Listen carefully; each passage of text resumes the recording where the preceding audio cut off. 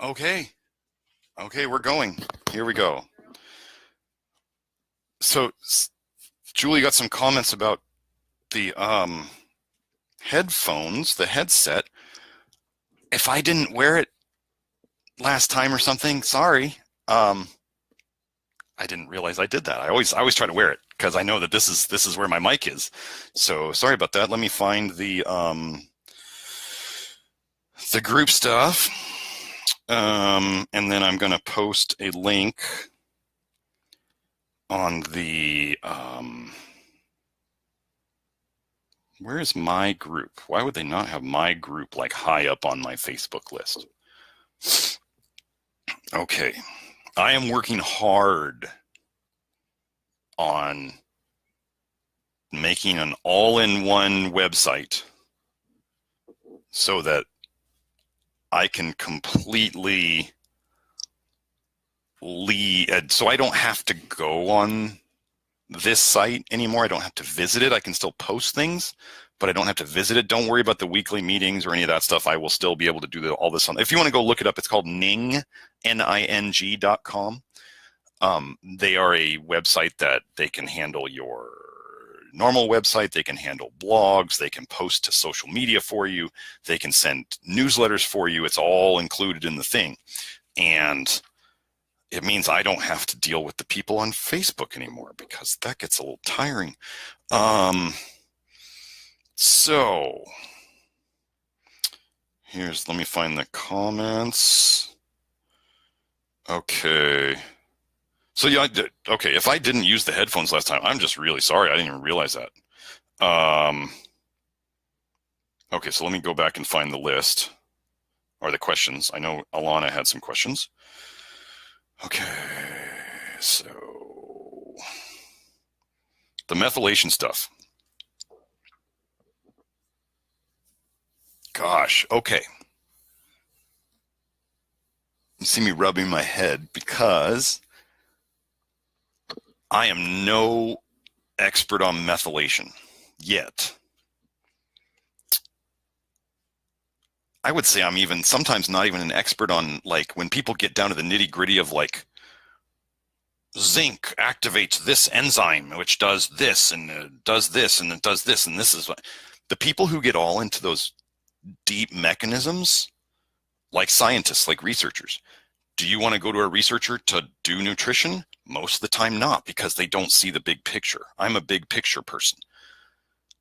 I just need to know what helps this and some interactions and how does it tie together, and we roll with it. Like I'm just like, okay, so here's what I've been explaining to people about the methylation thing and how it's so damn misunderstood. There's been a lot of fake news stuff that people are talking about lately. So let's just say that a certain part of the media was telling people, sheeple, stories about parts of the world that they decided that they wanted to hear, or the narrative. They were trying to push their side of the story. I'm going to liken that to the SNPs, the epigenetic testing that people obsess over with methylation, MTHFR. And they're looking at like one gene a lot of times. When I was looking at Walsh's stuff, okay, Walsh Institute, that's who we're getting into. And I was looking at Walsh's stuff, and they were saying there's at least 24 genes known to affect methylation. And we're looking at one. Most people look at 3 genes related to iron overload. And in my short time in the research, I found at least 30. Okay, so look at those two things. There's the genetics of methylation, of iron overload. Funny thing about, well, we'll get into that later. Okay. Looking at genetics is like looking at the mainstream media story that they're feeding you and not looking any deeper. As an example of how this changes, let's say you knew somebody in one of the countries that our mainstream media here in the US was talking about. And you talk to this person and you say, what's really going on there? Because you trust them. And they said, it's nothing like what you've been told. This is bullshit. This is bullshit. Like, as an example, people who lived where Al-Qaeda operated said, don't you Americans get it? They're like, Al-Qaeda's CIA. Like, we see this every day. It is the CIA. Those are the bad guys in Al-Qaeda. It's CIA. Okay. So people in the country knew, but people here were like, we're going to go fight the bad guys. And then everybody else says Al-Qaeda was created by the CIA. Oh, that's what the people in the country said. Anyway, iron overload is like looking at blood tests, is like talking to the people in the city. It is boots on the ground. It is looking at the actual situation. Do the genetics matter if there's not a problem that's showing up in the blood or in their symptoms? What do the genetics matter if there's not a problem? Okay, same thing with methylation. The Walsh Institute has figured out how to assess methylation through symptom patterns, through measuring whole blood histamine, through measuring homocysteine, and they've basically figured it out. The boots on the ground, the blood tests, and the symptoms to look at it, like iron overload. I see fatigue, insomnia, joint pains, high ferritin, high iron saturation percent. Boom. I have the picture. I know what's going on. I don't even look at the genetics anymore. That is a rabbit hole that nobody understands, and everybody's talking about it like they know what they're talking about with methylation. And I started talking about like I knew about iron overload genetics, and I would get people and I'd be like, well, you don't really have any genetics for iron overload. And then I'd look at their blood test and they had iron overload. Does the genetics matter? If there's problems on the ground, does good genetics matter if there's problems on the ground? No. Does bad genetics matter if there's no problem? No. So the methylation thing, I will post a link to the PDF that I think I was just searching around the internet one day about copper and zinc, and I came across this PDF on depression written by William Walsh of the Walsh Institute. And I read it and it blew my mind, and it's uncovering the mysteries of B vitamins and why some people do well on them and why some people do worse on them, and like why I do pretty well on most of the common supplements for various conditions because I'm in the biggest group, which is the undermethylators, and why my wife on the same supplements will often react the opposite way. She will be paradoxical because she's an overmethylator. You don't hear about overmethylation much. Everybody's just like, you're not methylating enough. Well, there are people who overmethylate. They figured it out. So I'm talking with a doctor, an ND, who is trained in this. And she follows me on Facebook. She follows the hair analysis stuff. And so we're going to put them together and see if we can't figure it out. And she told me very, very straight up, she said, I don't see many overmethylators. They don't come in very often. And I was like, no wonder I haven't been able to help my wife. So the methylation thing, undermethylators, overmethylators, the two main blood tests, whole blood histamine and homocysteine. Don't start asking me what is high and low because I haven't even memorized that yet. But I've been doing a couple of the things recommended by them, and I'm already seeing even more results. The inositol was the first. Inositol is, I believe it's a methyl donor, and I'm an undermethylator. And so I started taking it, and I feel like it's helping me. One of the things it's supposed to help with is anxiety. I have a little bit of that, but I can see how a little bit of anxiety can affect me. And also OCD. I don't have OCD, like nobody would ever diagnose me, just like nobody would ever diagnose me with Asperger's. But I have tendencies. I could see how if my nutrition state was a lot worse, how those tendencies could worsen into a more problematic state. That's one thing you can look at is when people are like, oh, I'm doing nutrition and my depression got better. Did you fix anything about the cause of their depression? If they're like, oh my God, it's my husband, he's such a problem, and you give them some nutrients and all of a sudden they're like, my husband's not that bad. Did you change their husband? No, you changed how their brain functions with all this stuff. And it's like hypoglycemia. Somebody gets hangry. all the time. They get angry at everybody because they have their blood sugar stability sucks. You fix that. They stop getting angry. You didn't fix anything about the cause of their anger. You fixed their chemistry, which was what was creating the anger in the first place, and they just looked for something to grab onto. So this is how William Walsh figured it out. He was figuring it out with schizophrenics. So obviously if you make improvements with schizophrenics, it's going to be fairly obvious. So most people are going to be undermethylators. My wife is doing the blood tests that Walsh recommends for copper zinc imbalance and the methylation stuff.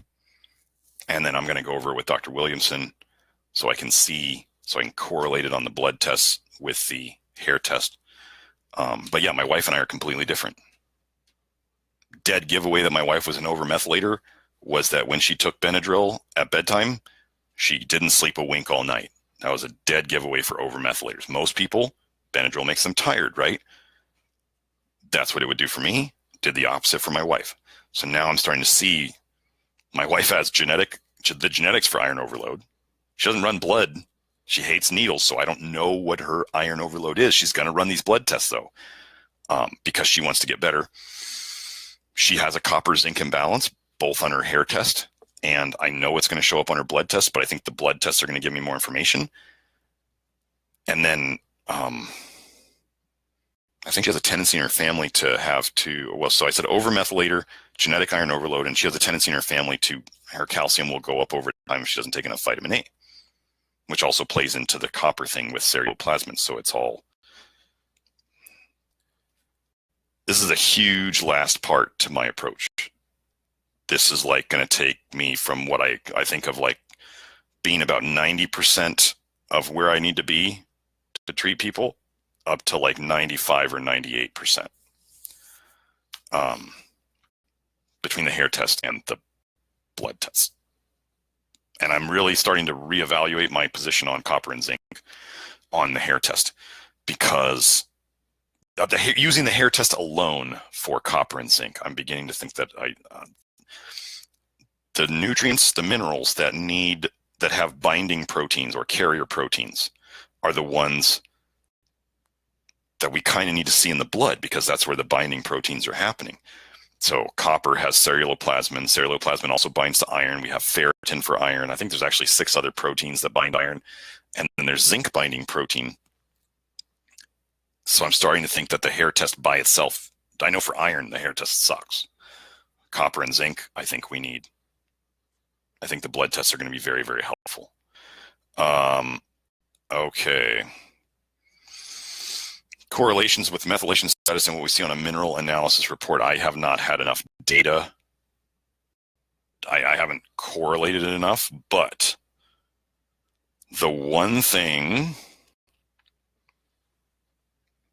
I'm going to skip forward to the inositol and selenium.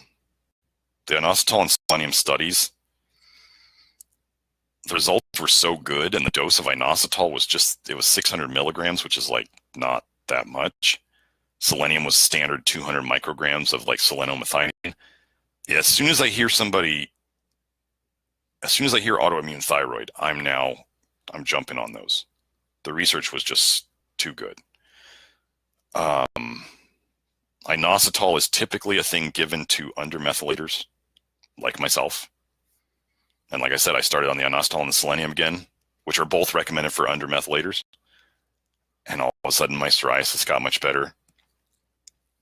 I took some tryptophan last night, which Ray Pete should have brick about. But I took some tryptophan last night because it's one of the other things recommended for undermethylators.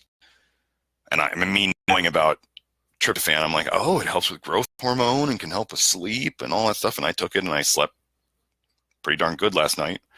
And then I woke up this morning, I look at my psoriasis, and whatever little tiny bit was left, it's gone now. I don't even know that I could tell where it used to be. I just know where it was. So the first pattern that I've seen on a hair test in terms of what I think may be indicative of B6 deficiency, which apparently Don't go running around and putting everybody on B6, or else you'll have some wicked reactions. I was talking to a guy yesterday, a practitioner. He said he took P5P, the active form of B6. It's not methylated, it's phosphated, like P5P, pyridoxal 5-phosphate. But he took some, and he said he felt like it was almost like he was having an out-of-body experience, like not in a good way, for like a day or two. And his feet went numb for 2 days. That's not going to keep you patients or clients to do that. He said he wasn't sure if he took too much. Oh, and he also had super vivid dreams. He gets super vivid dreams with B6.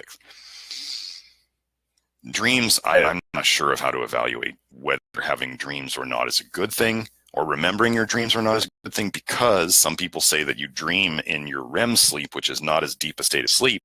So if you're, and that's why we tend to remember our dreams right before we wake up, because we're coming out of deep sleep into lighter sleep into waking up.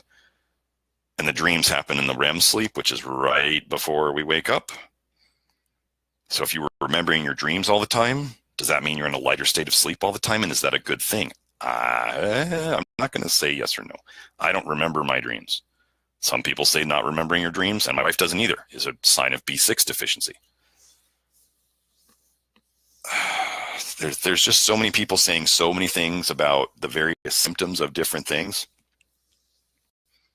that I'm not sure. But my wife seems to have, this is the pattern I think I'm seeing on hair tests, is when we see high zinc and possibly, and when we have zinc is way too high for what we think it should be. Magnesium, you have real trouble bringing magnesium up. And I'm throwing in a third pattern here because I think it's true. Higher than the mid-range of the reference range, high vanadium. Especially when vanadium is higher than chromium, the bar height. I'm beginning to think those are B6 deficiencies. B6 deficiency showing up in 3 different places. My wife has always had high zinc. We just got her recent hair test back. Her magnesium sucked. It was like half of her calcium bar, and she does the topical magnesium every night. And I was like, that doesn't make sense. She's had higher than the midpoint vanadium this last time, and her test before that was even a little higher. She's had issues with, after weaning, she was still able to express a little milk for a year or something after weaning the last kid, which apparently is a sign of B6 deficiency because there's too much prolactin, hence the lactation. And I was just like, boom, boom, boom, boom, boom, boom, boom. I look at the Walsh stuff, B6 critical for her. And the B complex, the innate one, I don't think was enough for her. Or kind of like vitamin C, we're having to correct decades worth of deficiencies. Decades. Doesn't happen overnight. Definitely probably doesn't happen from a whole food-based B complex taken once a day. But you start going and giving like I said, that other guy, out of body stuff, numb feet for 2 days, really vivid dreams. And some people, their dreams when they get really vivid are like violent, like murdering dwarves going around everywhere. It's bad stuff. So some people, they don't want to remember their dreams, and you better take that into account if you're going to give people B6 and they're going to remember their dreams. So then there's pyridoxine, which is just the standard form of B6. Well, this guy had taken ZMA before. This guy had high copper. He's had coppers of 3.4, 6.0, 4.5. Like he's high copper and high calcium. But he took ZMA, which is zinc aspartate, magnesium aspartate, and pyridoxine, HCl. We usually just say pyridoxine. The HCl is just always there. And he did fine. He said he slept better on it, and he did remember his dreams, but it didn't sound like that was a problem. So now the next magic thing to figure out is, who will do better on P5P, who will do better on pyridoxine. The doctor I'm talking to gives a supplement that is both. She seemed to be fairly confident in it. It's less P5P than Walsh typically recommends. She does a 10-to-1 pyridoxine to P5P. He does 3-to-1. And I like her approach, honestly, so far. So I'm pretty excited because the B6 for my wife arrives today from the people we ordered from. So I'm pretty excited. But yeah, so magnesium that will not come up. How did I figure out the B6? So B6 seems to be huge on the Walsh stuff. I figured out the B6 thing in magnesium better because when I was using the royal jelly as a B complex, as a B vitamin supplement, I started seeing people's B vitamin levels, or their magnesium level was not up to where it should be. And then I did the more research and I found that there was no B6 in royal jelly, but there is in bee pollen, but not royal jelly. So then I went, I made a mistake. So I went back to the bee pollen, which almost no one takes. I don't know why. I don't think it's a big deal, but people don't take it. They'll do the nutritional yeast and then usually they don't like that. And then they go back to the innate B complex. But I'm hoping that we can figure out so the goal would be to not have to have everybody take every B vitamin separately, but I also don't want to take a B complex that's like pissing in the wind, like it's not getting them enough of what they need. Now, I also think Walsh gets into mega dose. I mean, she told me, this other doctor, she said that Walsh's wife takes like 900 milligrams of B6 a day. I don't know if that's P5P or pyridoxine or actually, no, see, he does the 3-to-1 mixture. So, God, that would be 3-to-1. So if you figure for every 100 milligrams, that's 75 of pyridoxine and 25 of P5P. So 9 times that's like close to 700 of pyridoxine and 200-ish of P5P. Those aren't exact numbers, but I thought when this other doctor told me, she was saying the supplement she uses is 250 milligrams of pyridoxine and 25 of P5P. I told her that was a buttload of B6, I thought. And she said, yeah, it is. But she's like, that's what I get results with. And I have some people take 2 a day. I was like, wow. All right. But I think this is where the hair test with the blood test comes in.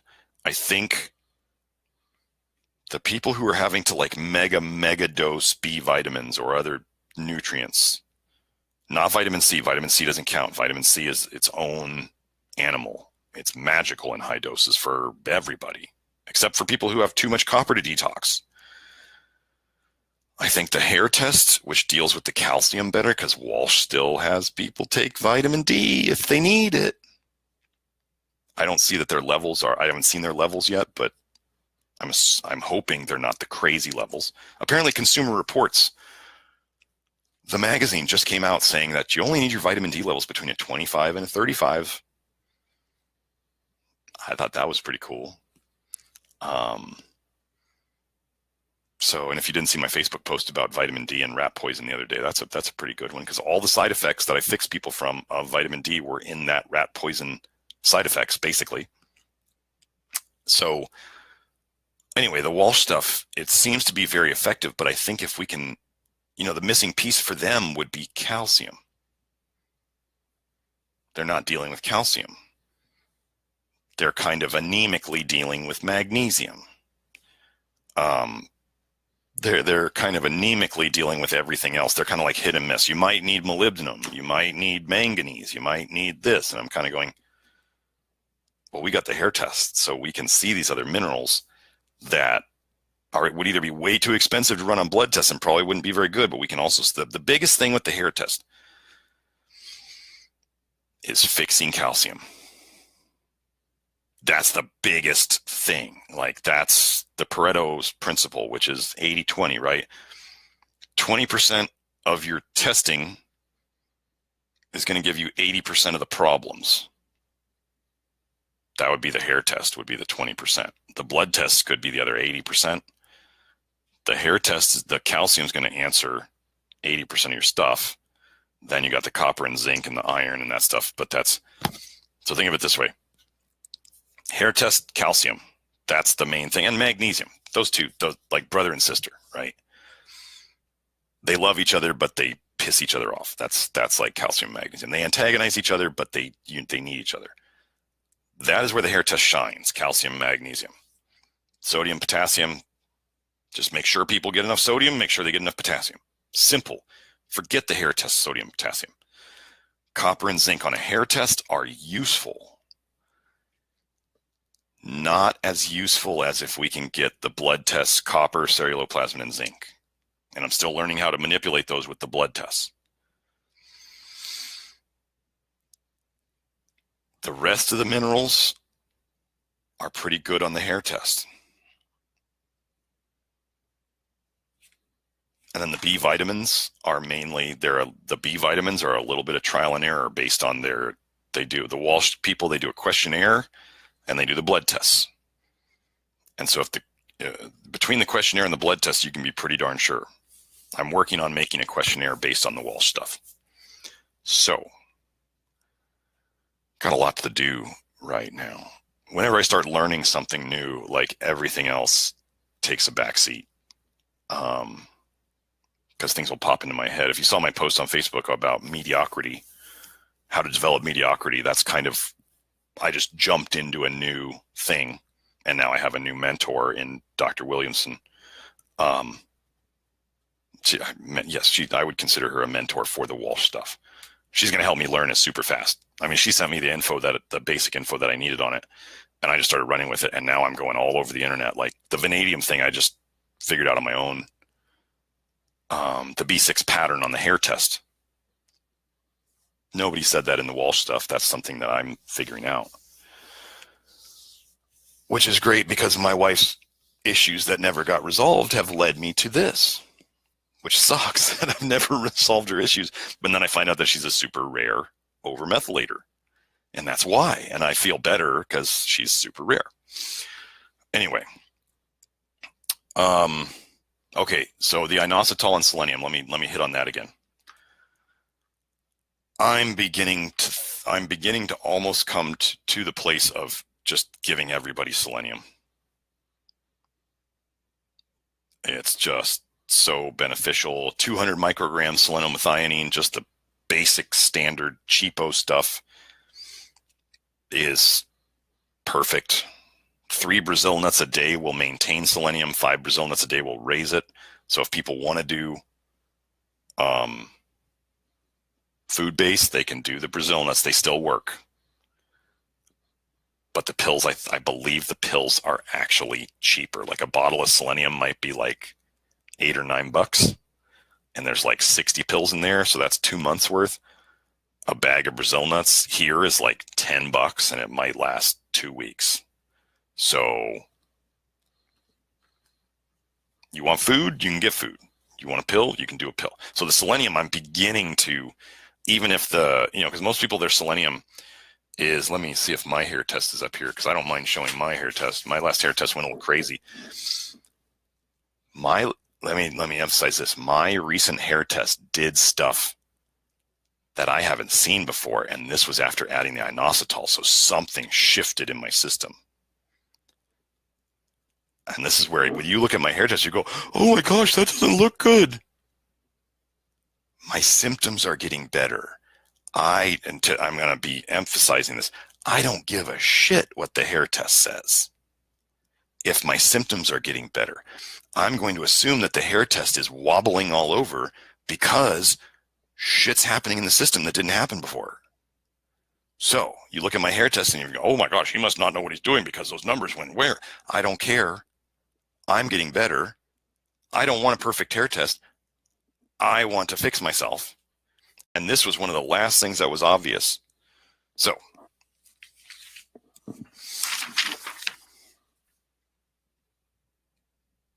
calcium, I think I was on a little too much vitamin A. It dropped from a 50 something down to a 30. My magnesium has never been that good. Never, ever. What happened? I don't know. I'm not perfect. I'm not perfect with my topical magnesium. I had been better, but I would say I was probably doing it every other day. Okay. What happened to my magnesium? Why did it improve so much? Why is my magnesium bar, that's like perfect ratio. If I'm looking here on the back of the charts, calcium magnesium ratio, my ratio is 6.38. 7 is considered perfect. I don't think I ever had that before, except when I was doing tons of the topical every day and taking pills. And I think I only had it for like one test. Okay. Then you look at the sodium potassium and you go, what the heck happened there? I was at 9 or 3 and then it jumped way up there. Sodium and potassium are effects, not causes. Okay. They mean something is happening in the system. So here's another interpretation of it. Sodium and potassium can be indicators of acute stress when they jump way up. If they're too low, they are indicators of long-term, it's like the system is tired. It's too tired to push them up. System's too tired. All of a sudden, my system went from too tired to potentially having more oomph, having more backup. Think of it this way. Sodium and potassium can't go high unless there's a reserve to pull from. You know, some people are living in that reserve and they're screwed. And what you'll see is so people who come to you and they have high sodium and potassium, and you do the right things and you calm down their system, you calm down the stress, they will go to low sodium and potassium. You did not do anything wrong. Their system is tired out.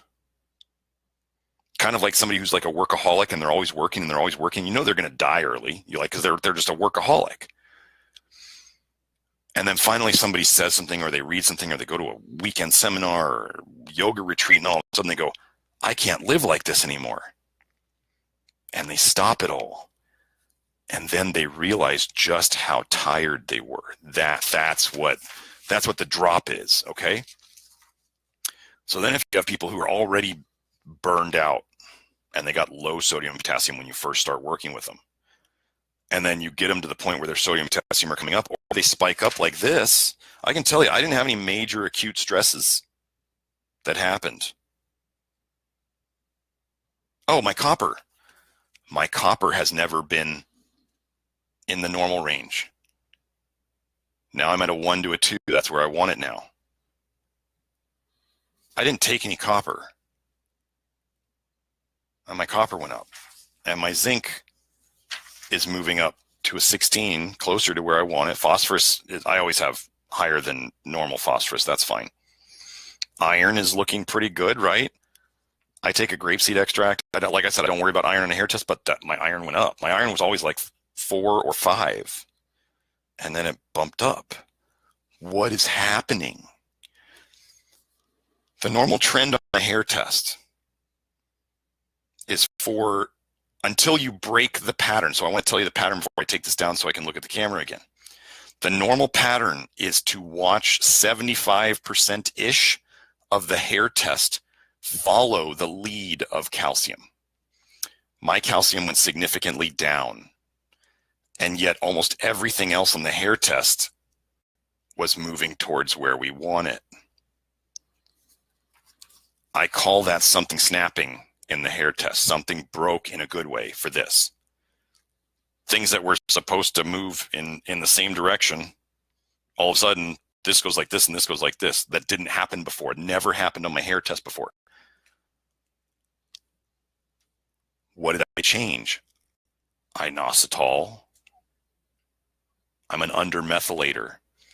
I added something that helps methylation and selenium, which I have had positive results on before, but my selenium on the last test with where I used to give it was 0.07. I was right at the bottom of where I would consider giving it or not giving it. And then this happened, okay?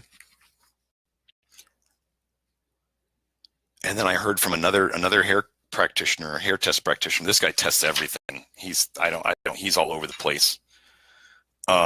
He's trying to write a book on hair analysis, but yet he must have people spend $2,000 on tests at the start.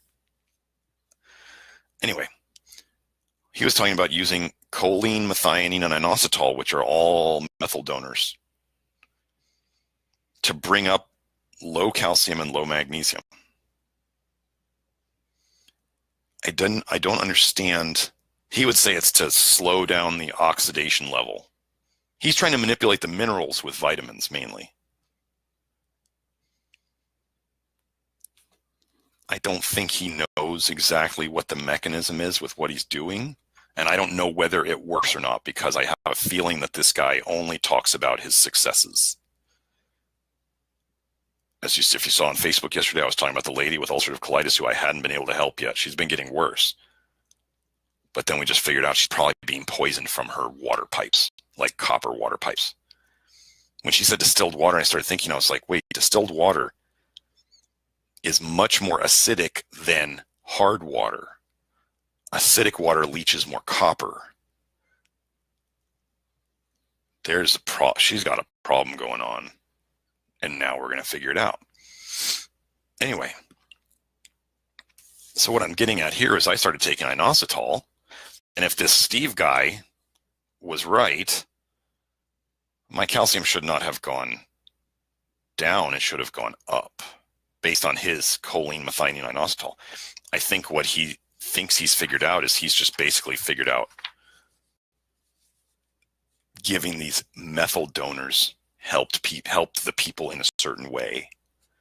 I think he may be helping people with that. However, I don't think he understands the mechanism.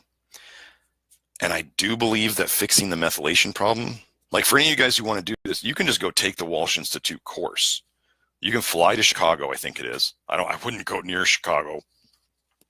People get murdered there all the time. I would never go near there. Trump sent the National Guard in there. No, I'm not going there.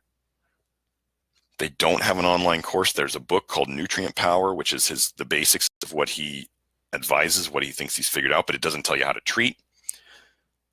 I'm talking to Dr. Williamson about learning it, because if you haven't figured out by now, I assimilate things and I integrate them pretty darn quick, like this new B6 thing.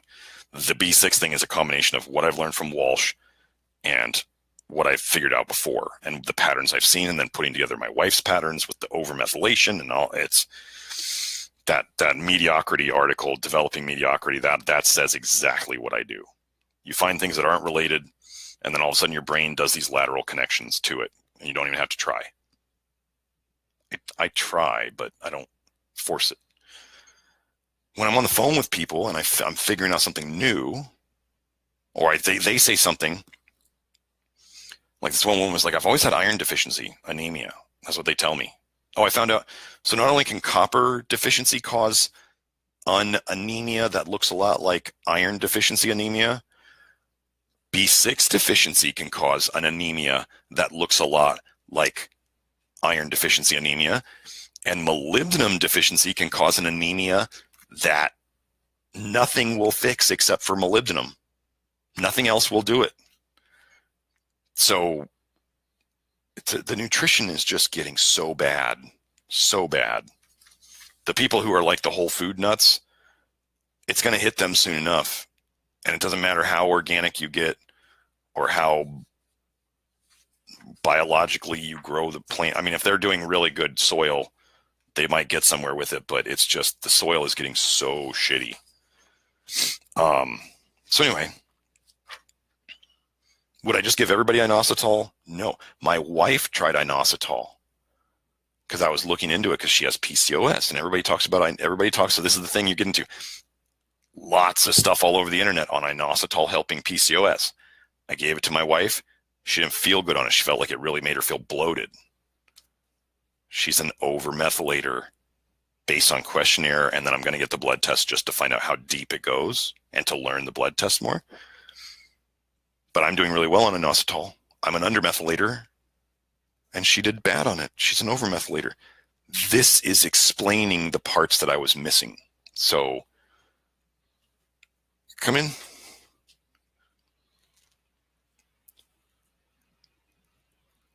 We can do them early. Yeah. Okay. The nutrition stuff. General nutrition stuff. I'm going to do this right now while we're on here. Actually, hold on one sec. Let me have Julie come in here. Julie, could you come in here?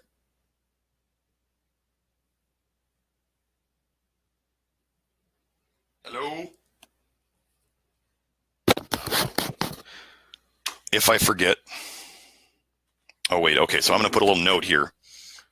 I'm just going to Walsh PD. Actually, why don't I go find him right now? I'll go do it right now, just because we're here and this is an important thing. So I'm going to put the dietary guidelines. I'm going to put the Walsh PDF that got me started down this.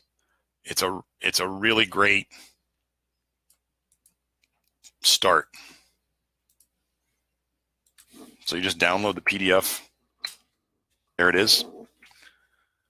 You can read it. Now, forewarning, if you go and read this PDF and you assume, notice the ass out of you and me, and you go and you add every single supplement from whatever list you think you fit in, and you don't feel good, blame yourself. Don't blame me. Don't go be I'm experimenting here with, like, I saw the list and I was actually, like, I looked at the undermethylator list and he was recommending, zinc, vitamin A, vitamin C, vitamin E. And I was like, shit, I'm already on like 5 of the things here and I do well with them. That makes sense. And then I saw inositol and I was like, actually, I looked at the list. You want to know what I did? I looked at the list and I thought, do I have any of that stuff at my house already? I think I have some inositol. And I went and I found the inositol, and so I tried that first. And then I also had the study. Actually, that was the combination of, no, Kathy had told me about the study first. I started the inositol, and then I learned about the Walsh stuff. And then I was like, inositol is recommended for me, and it's working really well. So that was just a really cool coincidence. So then, let me see. I'll have Julie come in here so I don't forget to do this. I don't want to yell into the... Oh, and I have my son, my wife's asking me a question about a food. My mom's asking me a question about a food. Can you put the general dietary guidelines handout into the group? Awesome. So Julie's going to do that. So the general dietary guidelines, I mean, I don't want to, I'll cover some of the things that you mentioned, but I think it's like 9 pages, and it's just my take on a lot of stuff. Dairy and gluten and probiotics and protein and carbs and starches versus sugars. And it's kind of like, it's an upper level nutrition thing because what I mean by that is I assume that people have a basis of knowledge. If somebody were to just read my general dietary guidelines and they're it's like your mom, your grandma, or your mom or your dad, and they're just like, what? Tell me a pill to take to make me get better, and they don't know anything about nutrition. They read my guidelines. They have no foundation. They're going to be totally lost. My stuff, as you guys have probably figured out, my stuff is more for the seasoned internet nutrition veterans who have been duped by the bullshit before, which I was too. I was duped by all the bullshit. Remember, I used to take 50,000 units of vitamin D3 1 day a week. And then I started wondering why I didn't poop for 2 days after that. And then I just started digging, and then I found the research, and then it's funny things like on Facebook, somebody I knew from Matt Stone posted on Facebook, I just got my certificate in hair analysis today. And I was like, who does that? Because I remembered hair analysis from my naturopathic medical school days, and 10 years later, somebody's posting about it. And I was like, I have to know more about this. And then I got into it, and then things started clicking. So the general dietary guidelines are going to be put in there. Julie should be doing that. Don't go read them while we're talking.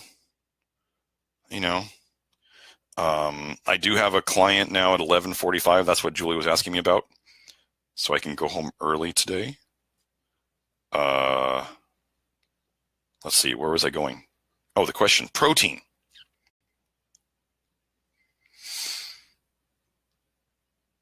Well, let me skip forward to Yannick's question. I don't want to miss that.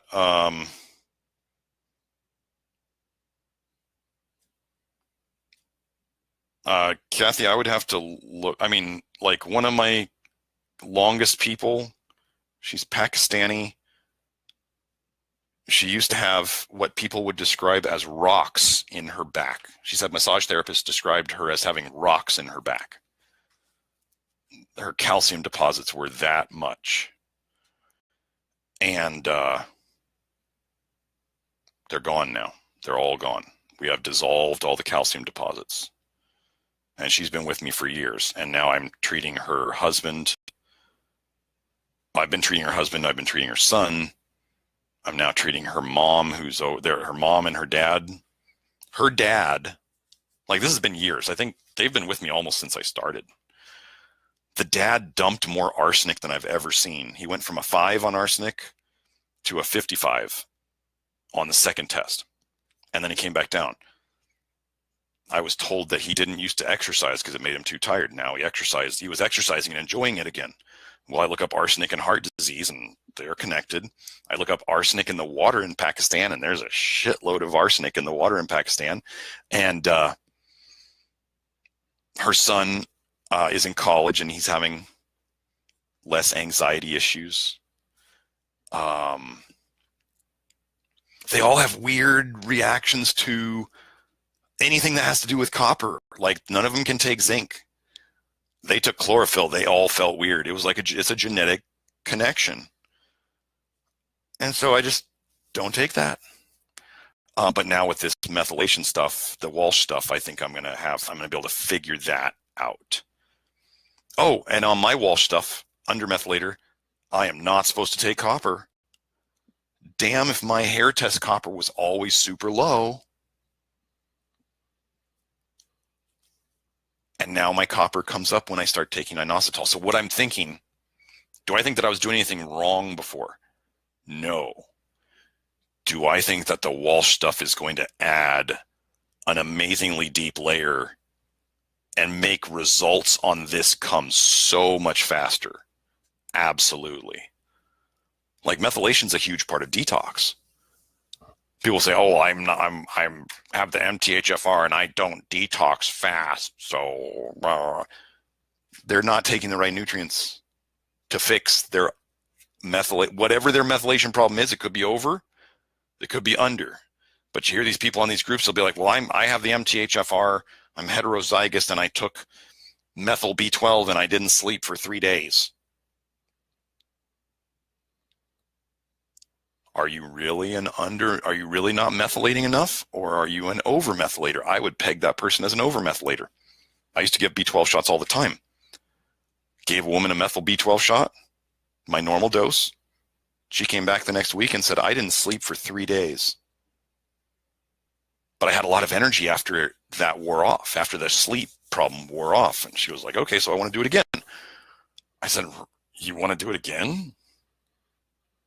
Okay, I'll give you a half dose. Let's see how that goes." She said, "Okay, that sounds good."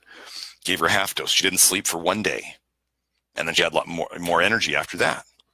She came back and I was like, "Okay, well, you want to go for it? Let's do a quarter dose."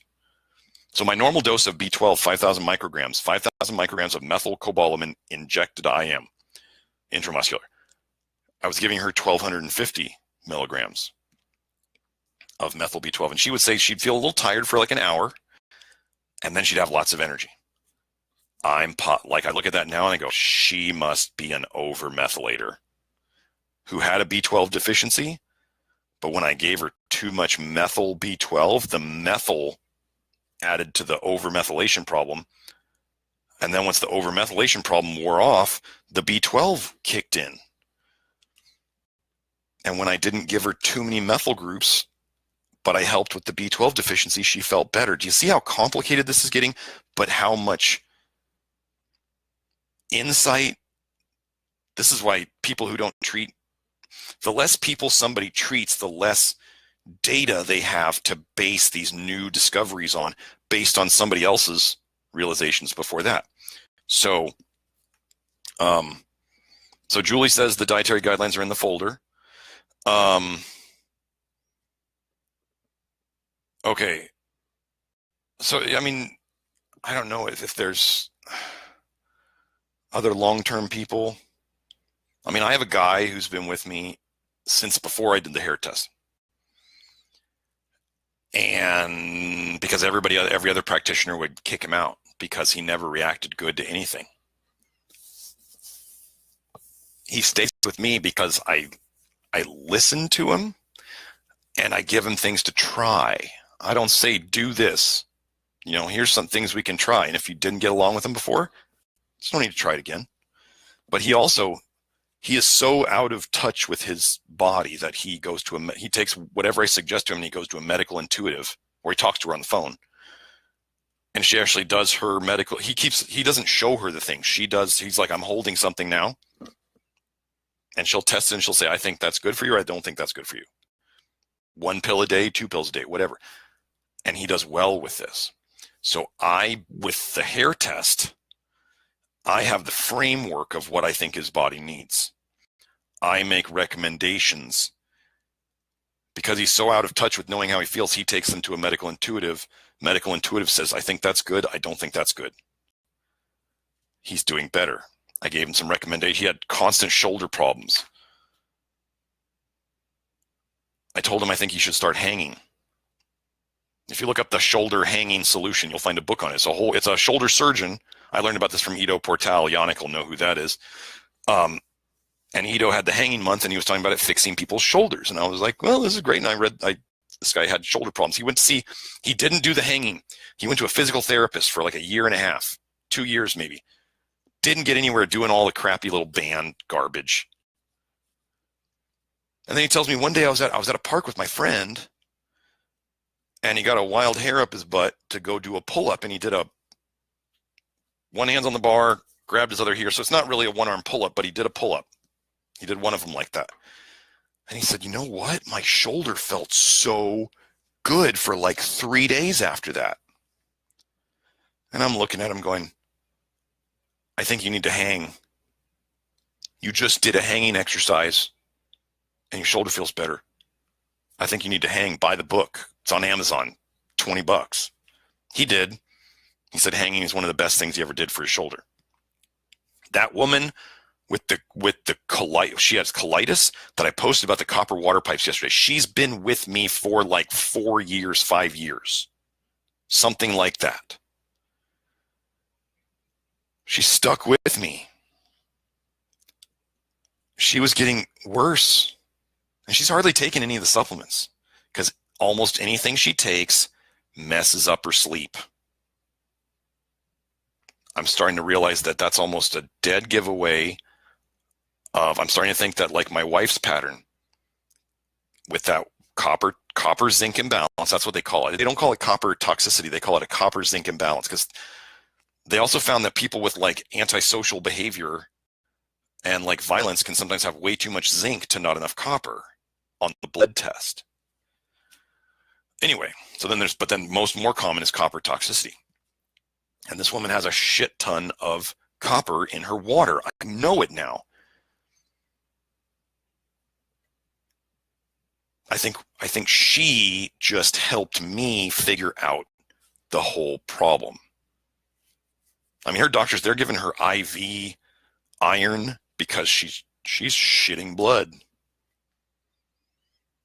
and this is, and she's on like 4 different colitis meds, and she's getting worse. She was really happy she got up to 1 gram of vitamin C because she goes up so slow. Just yesterday, she sent me an email with that copper stuff in it, and I was like, and you know what the funny thing is?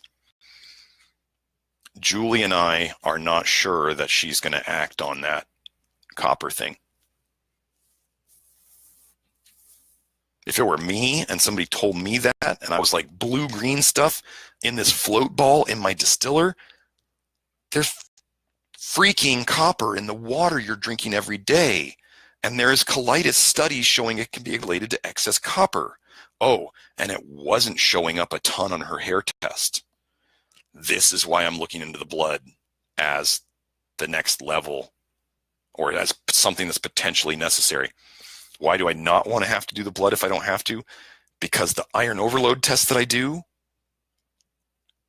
to just do the serum copper test from the blood, costs almost as much as all the iron tests I do in the blood. So like $60-something for all the iron tests I do versus $60 for the serum copper. One of the 3 tests that we have to get for copper: serum copper, ceruloplasmin, and preferably plasma zinc. I don't want to triple people's lab costs, but if that's what we need to do to treat properly, then we can do that. And maybe after a while, I'll see the correlations between blood tests for copper and zinc and the hair tests, and then I can figure out if I can use the hair test. Oh, funny thing about that copper thing on my test, when I took copper pills, my copper went down. The more copper pills I took, the more my copper went down. Manganese is recommended for overmethylators like my wife. It's not on my list. When I took manganese, my manganese levels on the hair test went down. The more manganese I took, the more my manganese level went down. Is that going to be true for everybody? I don't know. Manganese is recommended for overmethylators. I have some sitting at home for my wife, but we're going to do the B6 first. We are doing this systematically. I don't just grab the Walsh stuff. The practitioner I talked to yesterday, he's looking at the PDF and he goes, well, so I'm going to have to add like 5 new supplements now. Is that what you're saying? And I said, no, that's not what I said at all. Everybody doesn't need everything. We want to do the least amount of stuff that people need. I think fixing the methylation stuff is going to reduce the number of minerals people need because it's going to help balance things naturally. So then we'll only need to take what we need to take. My magnesium is better now than it has ever been.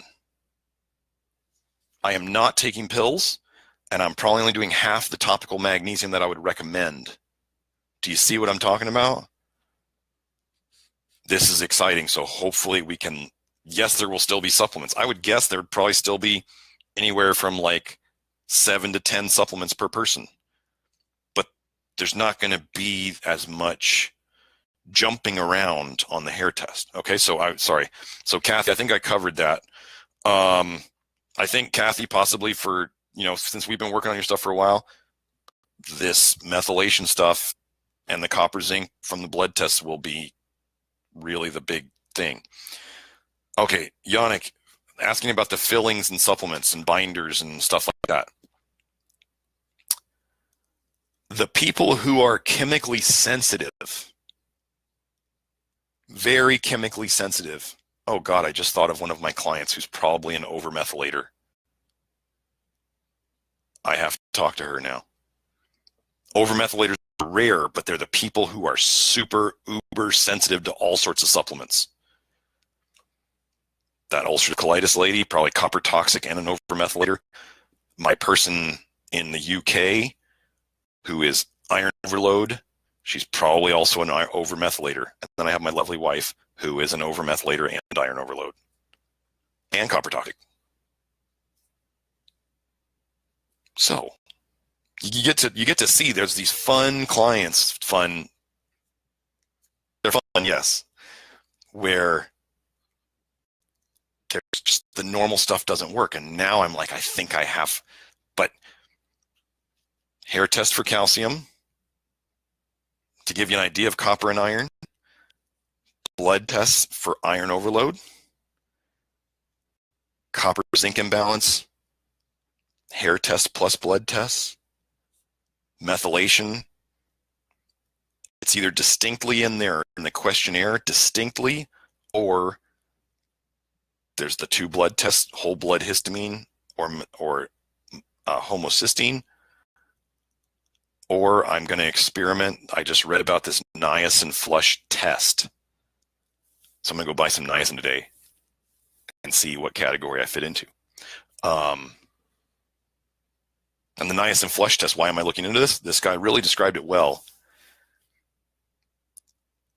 Because the whole blood histamine test costs about $110 by itself. I don't want to spend $110 on a single blood test. They only run it once.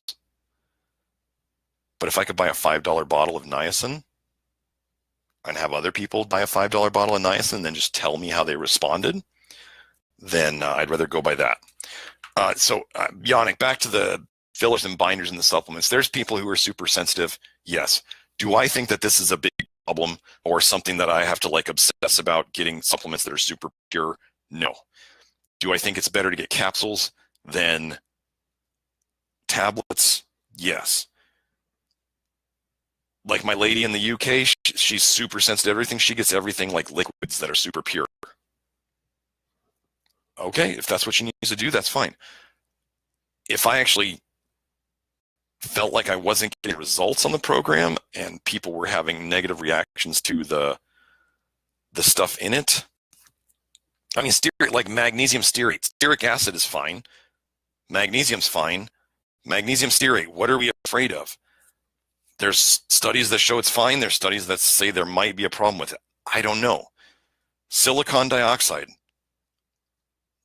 it's pretty much sand. Like, do you want to pay for sand? No, but do I think there should be a problem with sand-ish? No. I don't share. I mean, would I rather have capsules be made out of gelatin rather than hydroxypropyl methyl cellulose? Sure. I do what I can, but I don't see it as being, I mean, we're exposed to toxins all day, every day. The amount of stuff that's in the supplements, as we get the system running better, the system is better at detoxing. Oh my God, if we get the methylation better, the system will be better at detoxing. So identifying foods that are problematic. Can it be intuition? Yes. Can it be, certain patterns of certain foods? Like I think I've talked about this before. Gluten, paralyzing sphincters, trouble swallowing when they eat bread or something especially. Acid reflux, which can be vitamin C deficiency, which didn't I post a study about celiac responding positively to vitamin C? It's not a glutamine deficiency like everybody wants to think. Yeah. So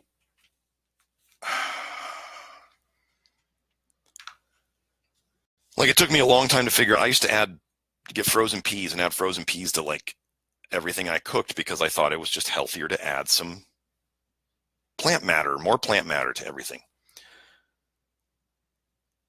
The symptom I got from it was about 6 hours after I finished eating, I would get significant gas. And since it was 6 hours later, it was harder to pin on that.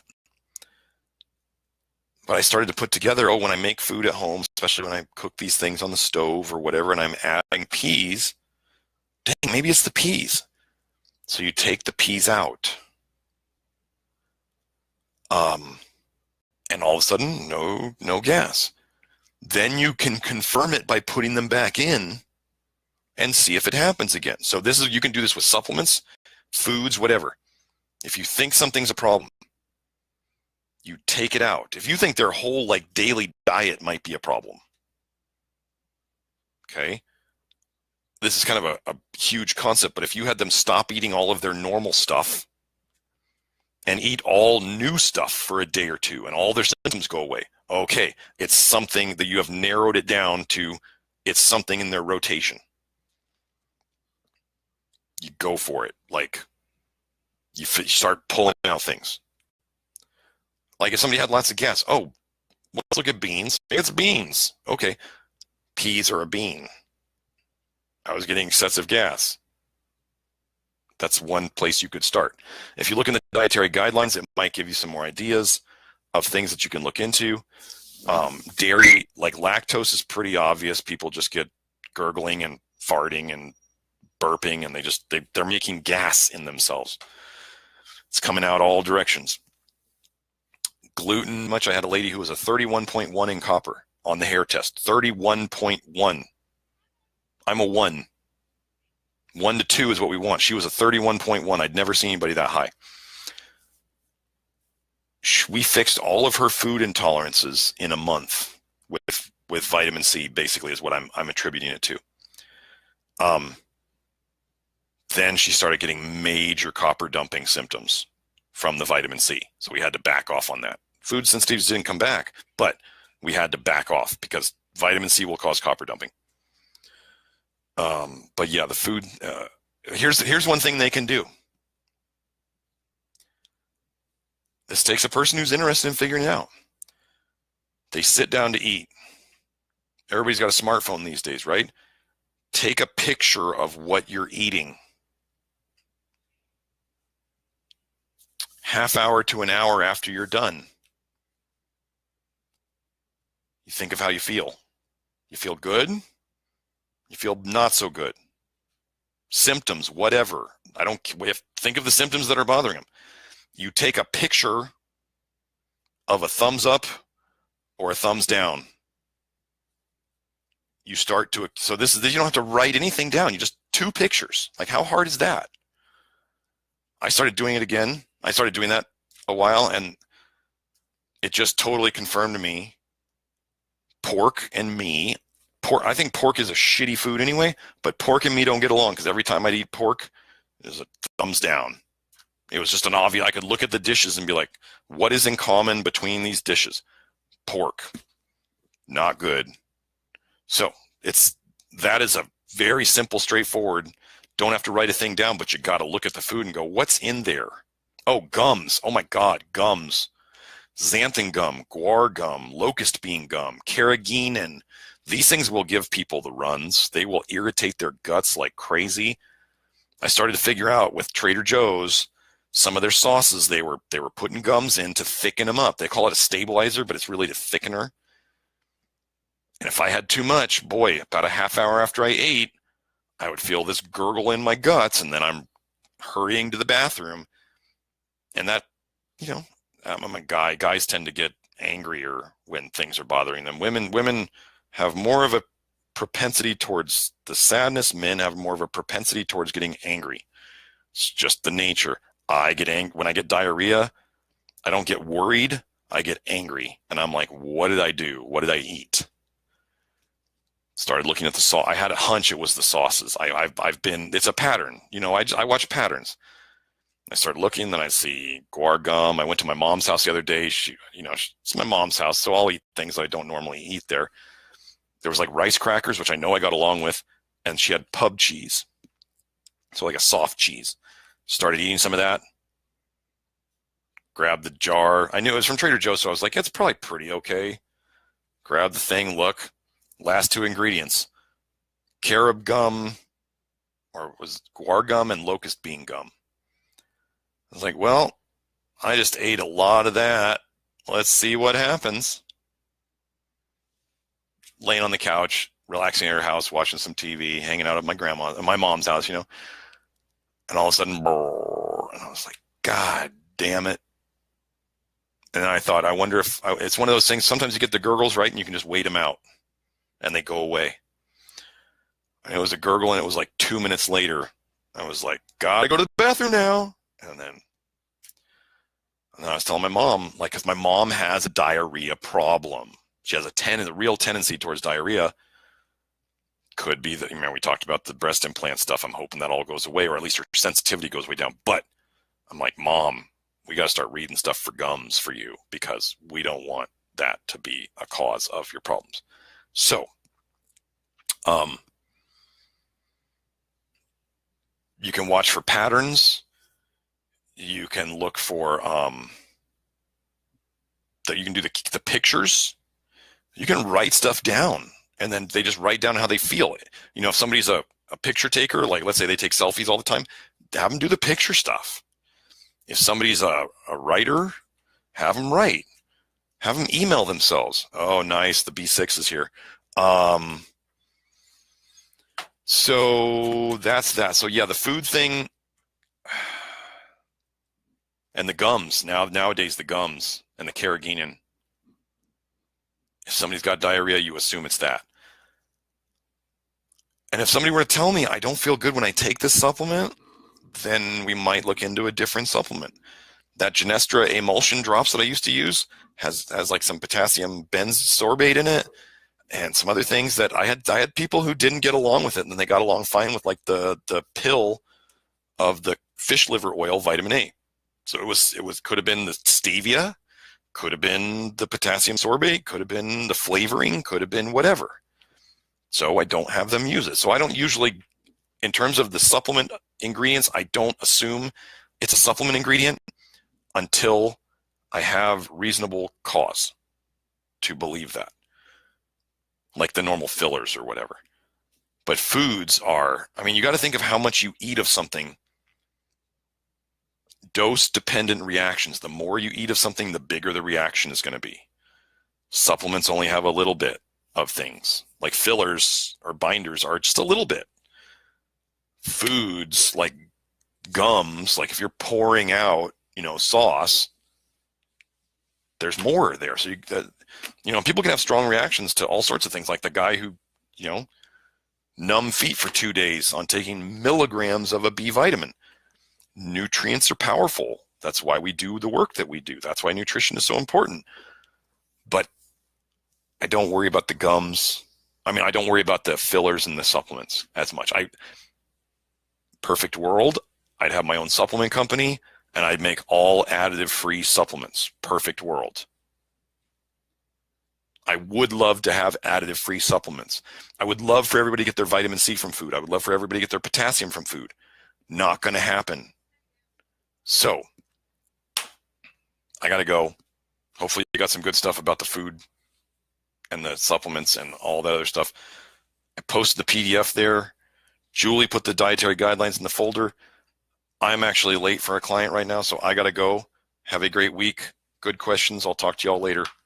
Check out ning.com. It's a really cool place. That's where I'll be. That's where I will be migrating, but nobody will be left behind. Okay, bye.